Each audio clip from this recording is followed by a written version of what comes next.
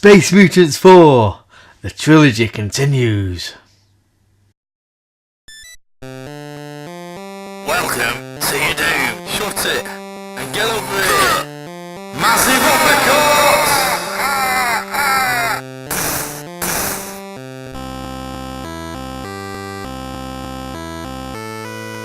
Hello and welcome to another edition of the JabJab Show. Today I am going to review Jason Bourne. Now Jason Bourne, the film, stars Matt Damon again, Alicia Vikander, Vincent Cassell, Tommy Lee Jones, Julia Stiles, Ahmed, and a bunch of other people shouting at TV screens and at computers and at each other once again. So Jason Bourne the film is about Jason Bourne, who's been out of the grid for a longer time. There's a CIA boss, Robert Dewey, played by Tommy Lee Jones. His character name actually reminds me of David Arquette from Scream films because he's Officer Dewey. I don't know if there's like a relationship there, they're related or anything. It's probably not. Anyhow, he wants Jason Bourne back in, kind of action kind of thing. He enlists a CIA super hacker kind of agent, Alicia Vikander, played by Alicia Vikander, to basically track him down. Now, also, Julia Stiles, who's back as Nikki Parsons, she's also wanting to get hold of Bourne to tell him about certain things and what have you. And so Jason Bourne comes out of the shadows, a lot of chasing around and what have you. And along as the story goes on in the film, he learns about his background, who he was, and why he signed up for what he signed up to, and all these characters from long ago come back to the fore, and basically that's it. So antics then ensue. I love the original trilogy. The Bourne trilogy is great. Okay, and yeah, obviously the Bourne Legacy happened. I don't consider it. For some reasons, for various reasons, like it's not as good, or it's just not Bourne. Not least because Matt Damon's obviously not in this.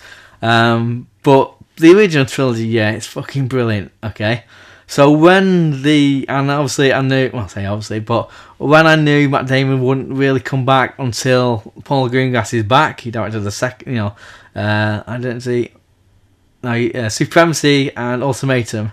He directed them too. He wouldn't come back unless Paul Greengrass came back, and obviously that's happened. The trailer dropped, as I say, in America, and yeah, it looks good. It looks like back to what it is, because I was so anticipated and waiting for it and stuff, and watching it, it just dropped me back into that world.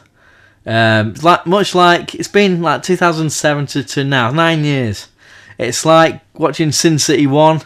Then Sin City 2, that actually filmed 9 years after, came out 9 years after. It drops you straight back into Basin City, like seamlessly, pretty much. And it does it with this one. It's like 9 years since Ultimatum. It drops you that's my opinion anyway. It drops you in there, and you say if you like them films, the Bourne films, and it drops you in, and you kind of like comfortable with it all. This is what it should be, and so on. So I liken this film to, say, a high-tech Mad Max film, in the way that it's one big pursuit of something. In this case, Jason Bourne. And what I like about this film is they don't compromise his character. His character is still what he was in the previous films. Now, some people might criticise it for that. There's no arc where he can, I don't know, he gets married and has kids, and has montages where he's shopping for bed sheets or something. That wouldn't fit his character. So I don't personally see it as a flaw with the film. You got to think he's been through a lot of stuff. He's getting certain things back in his memory. He's meeting certain people and whatever.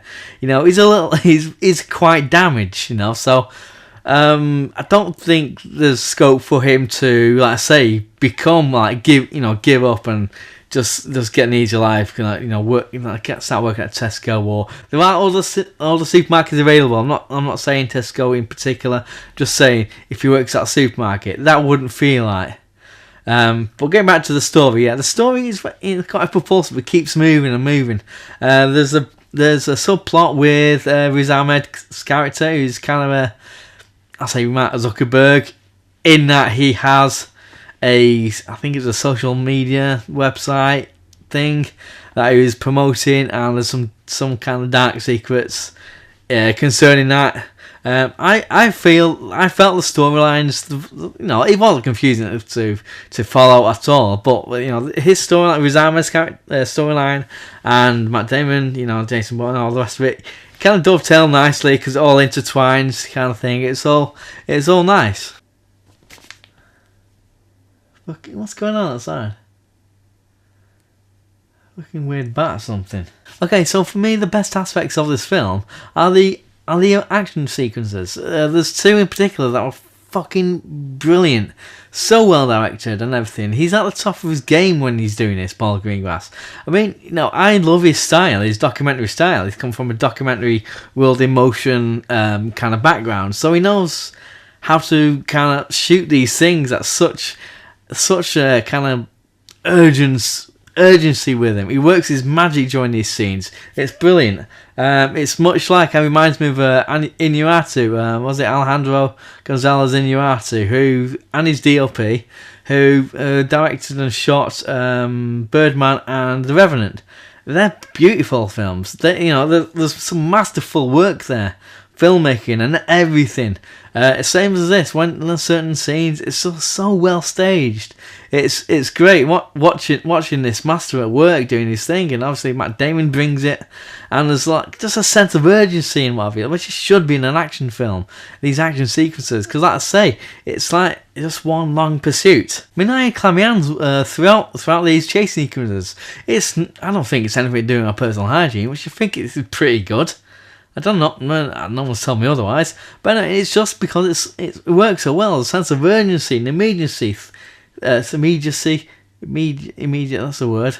Throughout these scenes, it's propulsion all the way. But he even makes like people in rooms shouting at surveillance cameras and shouting at each other and "Get me eyes over there! What are you doing over there? What's he doing? Where is he?" and so on. It's all. I like that shit. It works so well with how he shoots it. I mean, not everyone can do it. I mean, if I did something like that, you'll be bored in 10 seconds. Find out some answers. Find the answer. I could move the plot along by talking to myself. Fucking pop-ups. I know it's expired. Go away. Right. Okay. Who is Kaiser Soze? See, I told ya. See, I just want to talk about Die Hard for a minute now. That's in Die Hard. There's a scene of a bunch of cops outside the Nakatomi Plaza when all this shit's happening within the tower, within the plaza. John McClane and so on. And there's a shot. It keeps going back to this shot of these two cops talking about certain things, and there's a police siren, police lights blinking away in the foreground. Now you might not think anything of it, when I watched the commentary to Die Hard, John McTiernan, the director, was saying along, during that scene, he wants to make this shot interesting because it is just the two cops talking. So he staged it, he blocked the shot as though it was, the police lights were just flashing away. Makes it more interesting than just two cops talking. That stays with me as a budding filmmaker, if you will. Make the shot interesting. It's little things like that stick with me. It just came back, that memory, whatever, came back to me as I was watching this film. I mean, obviously in other films, but in this film, like the first real chase scene, it happens fairly early on. It's staged during a riot. It's unconnected to what's happening. And he did it in other, there's things like this in the other Bourne films, where there's just a lot of narrations and what have you, and it's just everything about that the chase scene, well, because it is in a riot and, you know, the cops are in trouble and the pursuers of Jason Bourne are having trouble finding him and so on. It's just so well staged. And there's a chase near the end where there's a car being pursued by someone in a SWAT van. And this SWAT van is just relentless. It's like a juggernaut. It's just ploughing through cars out of the way. And I don't know, it kind of... I don't know, it just balanced it maybe a little bit right, but it's on the unrealistic side. It's trying to straddle it a bit because the weight was just ploughing through these cars as though these cars were just tinfoil or something. You know, it reminded me of like Doc Brown in Back to the Future 2 when he refers to Biff's car. I can't remember the exact words, but it's saying like he's in a 53 Cadillac, you're in a DeLorean and cut through you like tinfoil. You know, it reminded me of that because these cars are just like flying away. It's all like, I initially thought we got into Blues Brothers almost, the amount of cars being wrecked by this SWAT car. I mean, I don't know, I don't know how SWAT cars work. Are they actually that powerful where they can just push cars all sorts out of the way? Did they hollow out these cars before shooting so the cars are lighter and so on? They can easily do that. I don't know, but it almost took me out of the chase because I thought, the Bourne films are kind of grounded and what have you, but this sequence, while good and exciting, it could be like a Fast and Furious kind of chase or something, like a cartoony thing. Like all the Bourne films, this one's a 12A, and it feels like a 12A, and that's not to put in any negativity towards the film because all the first three are all great. I love them. It's organically a 12A. I mean, yeah, they could shoot it at 15. And maybe they can make it 15 and what have you. Certainly certain things that happen in this one. But no, 12A, it feels naturally a 12A. It's not like they made a film and they've been told by the BBFC or the MPAA, in order to get 12A, you're going to cut this, and this. And they do it. And as a result, certain films, when they do that or when you feel they've done that, it kind of, you can see, like the Taken sequels, you can see it harms the whole film. They've compromised on too many things in order to make it, in theory, more popular because it's 12A. You can take your families and family can go in and stuff. I didn't feel that with this film. It's 12A and the way it's shot and everything else, it's not confusing. I wasn't confused. I wasn't kind of like, I wanted to see more blood there, this and that. You don't need it. So I like this film a lot. Whether you watch it and you don't think, is it up with the other Paul Greengrass films? Maybe not, but it's still an entertaining film. There's some great direction in there, some really good acting in there. I was entertained throughout, and it also ends, I'm not going to spoil it, it ends possible sequel kind of thing. Like I say, he doesn't compromise his character. I'll leave it at that. But them's my opinion. What's yours? Have you seen it? What do you reckon? How do you rank it with all the other Bourne films? So just let me know down below. I'm not talking about a rude bit. I'm talking about the comment section. So like, subscribe, comment, and tell your friends and everything. And in the words of the new Cyrus, send a word. 9, 8, 7, 6, 5, 4, 3, 2, 1.